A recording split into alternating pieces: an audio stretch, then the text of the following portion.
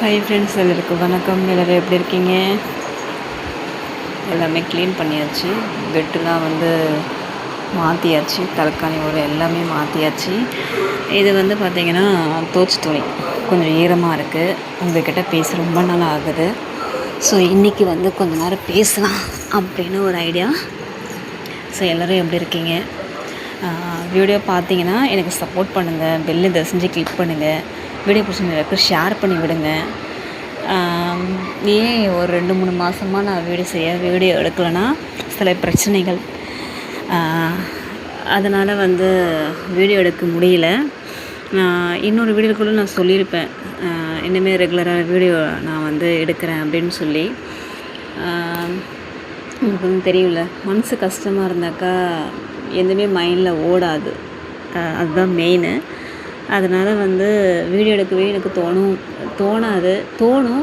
But இருந்தாலும் சரி போ அப்படின்னு விட்டுருவேன் சாதாரணமே. ஸோ அதனால தான் அந்த மாதிரி விட்டதுனால தான் நான் வீடியோலாம் நான் எடுக்கிறது கிடையாது. ஸோ இனிமேல் என்னுடைய மைண்ட் செட்டு இப்போ பார்த்திங்கன்னா யூடியூப் சேனல் மட்டும்தான். இது மட்டும்தான் நான் ஃபோக்கஸ் பண்ண போகிறேன் இனிமேல்.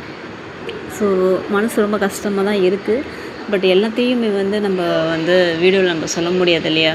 பர்சனல் விஷயம்லாம் சில விஷயம் சொல்லலாம், சில விஷயம் சொல்ல முடியாது. ஸோ அதனால் என்னை மன்னிச்சிடுங்க. ஸோ உங்ககிட்ட நான் ஷேர் பண்ணணும். ஏன்னா இப்போ இருக்கிற ஒரே ஒரு விஷயம் அப்படின்னு கேட்டிங்கன்னா, எனக்கு ஆதரவுன்றது இந்த யூடியூப் சேனல் தான்.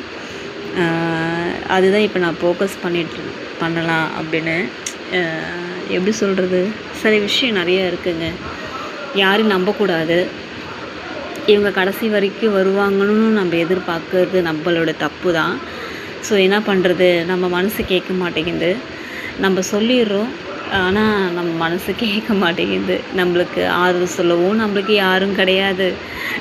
தட்டி கவலைப்படாத அப்படின்னு சொல்கிறதுக்கும் யாரும் கிடையாது. எல்லாமே நம்மளே தான்.